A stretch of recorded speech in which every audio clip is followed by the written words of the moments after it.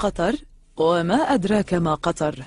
إنها تلك الإمارة التي أصبح يتردد اسمها كلما حلت مصيبة أو نزاع في العالمين العربي والإسلامي، حيث أصبحت تتدخل في كل صغيرة وكبيرة، ساعية لفرض وجودها على الساحة، وذلك عبر ما تقدمه من دعم لحركات التمرد والتطرف والتنظيمات الإسلامية المسلحة، أو عبر قناة الجزيرة، عربية المظهر عبرية المضمون، والتي تمكنت من أن تصبح القناة الإخبارية الأولى للناطقين بالعربية من حيث المشاهدة، إضافة إلى الاتحاد العالمي لعلماء المسلمين الذي تموله ويرأسه مفتيها الشيخ يوسف القرضاوي. لقد عاشت قطر دور البطولة، فقد أخذت تتصرف كما الدول المؤثرة وصاحبة النفوذ في العالم، وهي تحاول التدخل في شؤون الدول الأخرى، مثل السودان الذي ساهمت في تقسيمه، واليمن حيث تعمل جاهدة لإعادة تقسيمه، ولعبت دورا فاعلا في الإطاحة بمبارك في مصر وبن علي في تونس، وها هي اليوم تحاول تقسيم ليبيا عبر تمويل وتسليح حركة التمرد في شرقها، ولكن ذلك لم يكفها، فقد تمكنت عبر رشي بعض زعماء أوروبا ممن يحتاجون لتمويل حملاتهم الانتخابية من إقناعهم بتشكيل تحالف أوروبي خليجي لشن عدوان جوي على الأراضي الليبية، وذلك لأن أميرها المفدى لا يرتاح للزعيم الليبي، وربما لم يكن يرتاح للرئيس المصري أيضا. فقد كشفت وثائق سربها موقع ويكيليكس أن لقاء سريا جمع بين الشيخ حمد بن جاسم وزير الخارجية القطري ومسؤول إسرائيلي نافذ في السلطة، وكشف فيه الشيخ جاسم للمسؤول الإسرائيلي أن الدوحة تتبنى خطة لضرب استقرار مصر بعنف، وأن قناة الجزيرة ستلعب الدور المحوري لتنفيذ هذه الخطة عن طريق اللعب بمشاعر المصريين لإحداث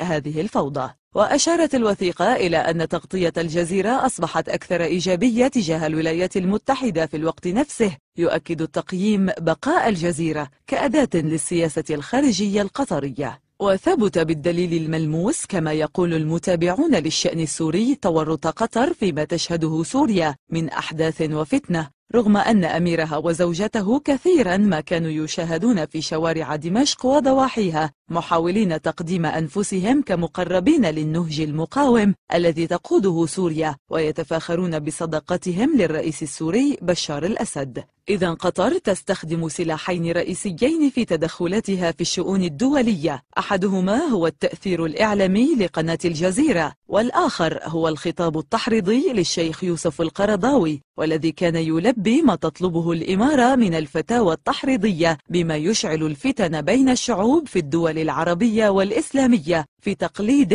لما كان يفعله السلاطين الذين كانوا يحتفظون بواعظيهم ومفتيهم. ولكن من هو المعلم الأول والأستاذ المربي؟ أكبر أستاذ للوطنية والثورجية والديمقراطية وحقوق الإنسان في عالمنا العربي هذه الأيام هو الشيخ حمد حاكم قطر، فهو يعلمك يوميا من خلال محطة الجزيرة كيف تكون وطنيا، وكيف تحارب الفساد، وكيف تقاتل أمريكا، وكيف تمول جرائد لندن، وكيف تسرق الحكم من أبيك، وكيف تقول لوالديك أف، وكيف تنهرهما. طبعا يعلمك كل هذا دون معلم. كما تحول الشيخ حمد وفي ظل العولمة إلى منظر وفيلسوف وثائر حمل على عاتقه العريض عبء النهوض بالأمة العربية على جميع الأصعدة الاقتصادية والسياسية والأمنية والفكرية وحتى النسائية. ولتحقيق هذا الهدف النبيل أوجد الشيخ حمد محطة الجزيرة، وجلب إليها عشرات الكتاب والصحفيين والإعلاميين العرب وطاقم BBC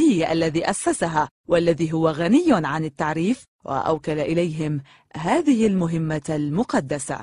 افتح جهاز التلفزيون على محطة الجزيرة في أي وقت من أوقات الليل أو النهار، ستجد درسا في الوطنية دون معلم، أو محاضرة في الاقتصاد دون معلم، أو ندوة عن حقوق الإنسان دون معلم، أو مؤتمرا عن ضرورة أن يقلب العرب أنظمة الحكم في بلدانهم حتى يتحرروا كما تحرر الشعب القطري دون معلم. وبين درس ودرس تقدم لك الجزيرة نشرة للأخبار فيها كل شيء وعن أي شيء إلا طبعا عن قطر. ثم أدر مؤشر التلفزيون على برامج محطة الجزيرة، فلا ترى خبرا واحدا عن فضائح وزير الخارجية القطري الذي تبين، وكما نشرت نيوزويك، أن له عدة حسابات بنكية سرية في بريطانيا يودع فيها ما يأخذه من رشوة وكوميشن وعمولة في صفقات فساد واختلاس وسرقة للمال العام اكتشفتها وكتبت عنها كل وسائل الإعلام في الكرة الأرضية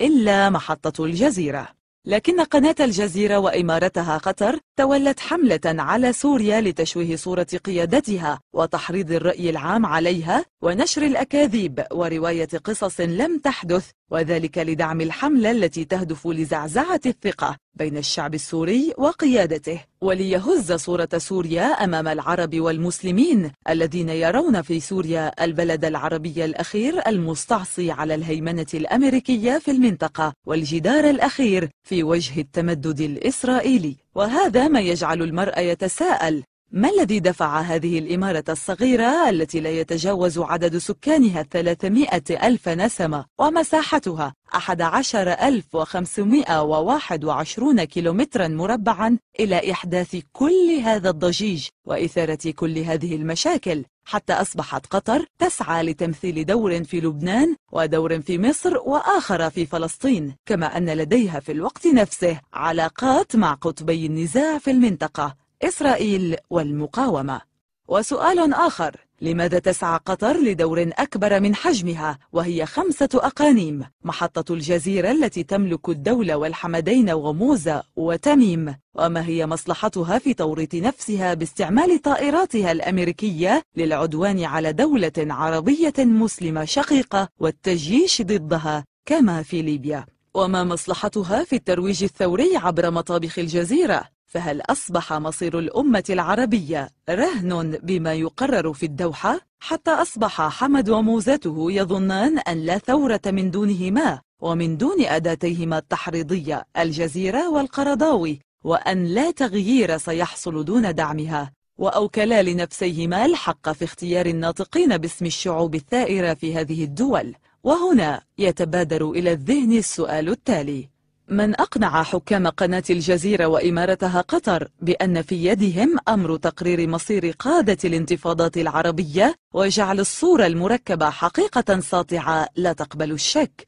ومن زرع في العقل السياسي القطري أن هناك إمكانية أداء أدوار تفوق قدرتهم؟ ومن دفعها للتورط في تزعم المؤامرة التي تتعرض لها سوريا، وهي التي كانت تتباهى يوما بأنها مع المقاومة؟ ومن أجل من تفعل كل هذا؟ لكن بعد البحث المطول في تاريخ قطر وأسرتها الحاكمة نجد ضالتنا التي قد تضيء لنا بعضا من الغموض وتبطل العجب. فعندما عدنا إلى أصل إمارة قطر وكيفية تأسيسها، وجدنا أن قطر جاءت تسميتها نسبة إلى الشاعر قطر بن الفجاءة، وهو لمن لا يعرفه شاعر الخوارج وفارسهم وخطيبهم والخليفة المسمى أمير المؤمنين في أصحابه، وكان من رؤساء الأزارقة وأبطالهم، وجاء وصحبه أرض قطر بعد هزيمتهم في العراق وطردهم منها، وهم كانوا أول من سكن ما يعرف بقطر اليوم، وإليهم ينتسب الثاني.